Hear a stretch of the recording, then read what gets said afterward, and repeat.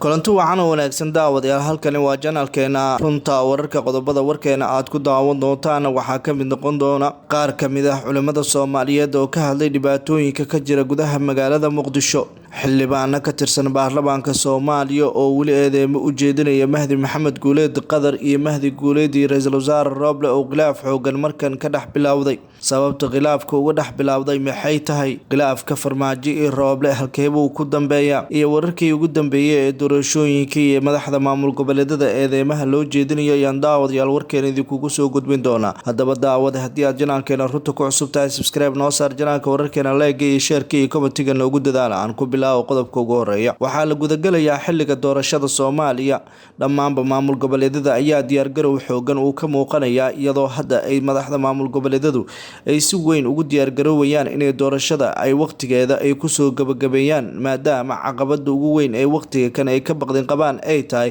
in ay saameyn ay ku yeelato xaaladaha guud ee doorashooyinka culays ayaa kaga imaanaya Mareykanka iyo qaramada midoobe oo horey u sheegay inay cawaaqib xumo ay la kulmi doonaan madaxda maamul goboleedyada waa hadii ay dib u dhigaan doorashada mar kale doorashada Soomaaliya ayaa lagu madlansan yahay in 25 Febraayo gibi ahaanba la soo gabagabeeyo hadii ay dhici weyso waxaa cawaaqib xumo iyo sidoo kale cunaqabateen la saari doona qaar kamid ah madaxda maamul goboleedyada iyo Ra'iisul Wasaare Maxamed Xuseen Roble maadaama iyaga ay mas'uul ka yihiin doorashada Soomaaliya sida awgeed waqtigan waxaa la boobsiinayaa doorashada iyadoo qof walba ay la socoto xaaladda guud ee doorashada iyo waqtiga sida uu isku boobsiin karo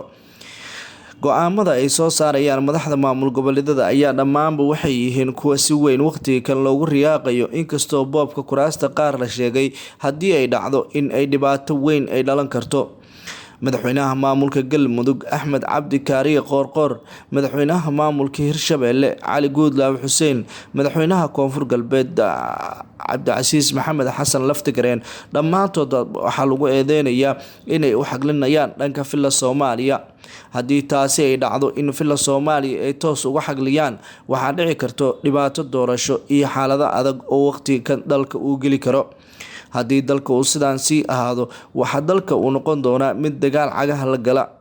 madaxweyne Maxamed Cabdullaahi Maxamed Farmaajo Maxamed Xuseen Roble labadaba khilaaf siyaasadeed oo aad u xoogan ayaa ka dhaxeeya haddana mas'uuliyiinta ayaa il gaar ah ku haya sida wax waliba ay kaga gudbi karaan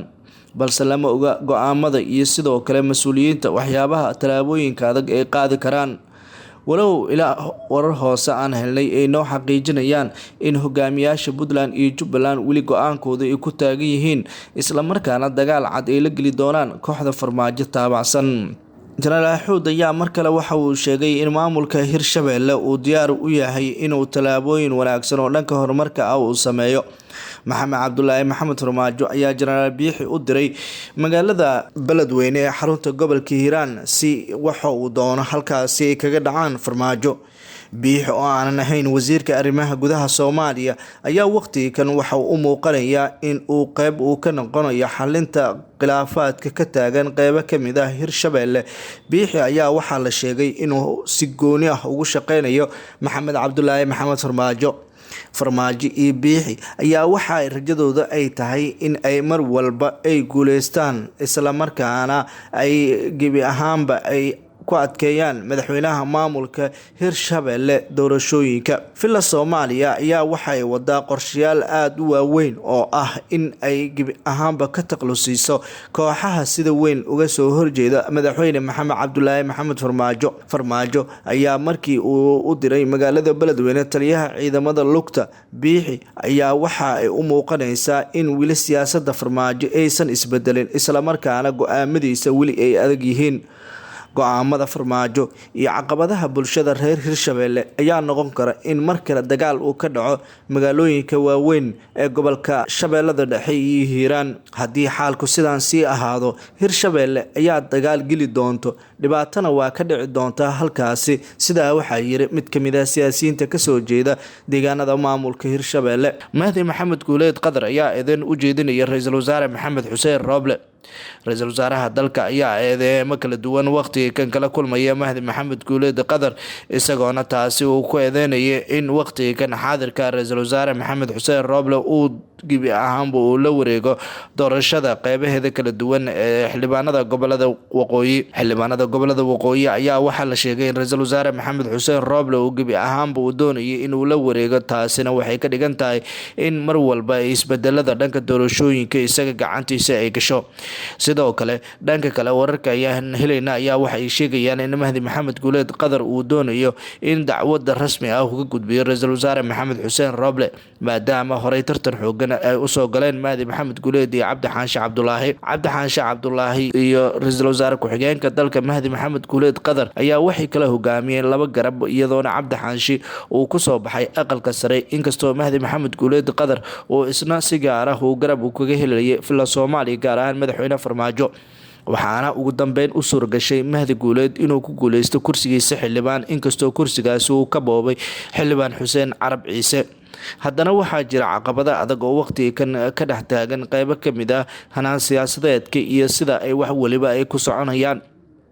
maalmihii ugu dambeeyay eedeemo kala duwan ayaa waxaa loo jeedinaya ra-iisul wasaare Maxamed Xuseen Roble waxaa si gaar ah loogu eedeynayay in uu si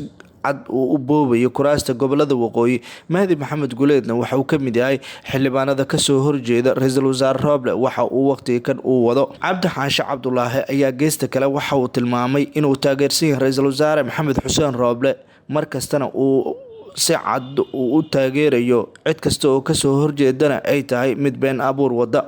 khilaafka siyaasadeed ee ra-iisul wasaare Roble iyo sidoo kale Mahdi Maxamed Guuleed Qadar hadda ka dhex bilowday ayaa waxa uu yahay mid aad u adag iyadoo qof waliba ay la socoto in doorashadu ay saameyn kala duwan ay yeelanayso maadaama kuraasta gobolada waqooyi hadda si toos ah ugu gacan galayso ra-iisul wasaare Maxamed Xuseen Roble Mahdi Maxamed Guuleed iyo Cabdi Xaanshe ayaa kala taabacsanaa mucaaradka iyo madaxweyne Farmaajo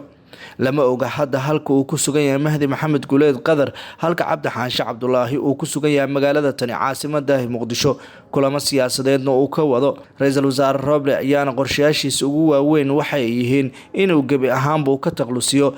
kooxaha siyaasadiisa ka soo horjeeda Mahdi Maxamed Guuleed fila Soomaaliya gebi ahaanba waa uu ka guuray cabsi xoogan oo soo wajahday kadib markii khilaafka siyaasadeed ee Farmaajo iyo Roble uu noqday mid saameyn badan ku yeeshay xaaladaha kala duwan ee dalka dhanka kalena haddii aan eegnana Puntland madaxweynaha maamulka Puntland ayaa ka hadlay caqabadaha waqtiga kan dalka ka jira cidda mas'uulka ka ah madaxweynaha maamulka Puntland Siciid Cabdulaahi Dani ayaa waxa uu si cad kaga hadlay xaaladaha guud ee dalka kadib qodobad uu ka jeediyay shirka dhalinyarada toddobaadkan ka furmay magaalada Garowe iyo isagoona soo bandhigay caqabadaha ku gadaaman jiritaanka dowladnimada Soomaaliya madaxweyne Dani ayaa sheegay in maamulkiisa ay xooga saarayaan sidii dhalinyarada fursad loo siin lahaa balse dagaal culus oo siyaasadeed ay kala kulmayaan siyaasiyiinta sidoo kale Siciid Dani ayaa hadalkiisa waxa uu si cad u sheegay in caqabad kasta oo jirto loo baahan yahay inay dhalinyarada ay ka hortagaan haddii dhalinyarada garbaha ay isqabsadaan wax waliba dalka uu ka gudbi karo sida uu sheegay madaxweynaha maamulka Puntland Siciid Cabdulaahi Dani ayaa tilmaamay in maamulkiisa mar waliba uu diyaar u yahay sidii dhalinyarada Soomaaliyeed loo caawin lahaa markastana dhalinyarada garab weyn ay kaga heli doonaan maamulka Puntland sida uu sheegay hogaamiyaha maamulkaasi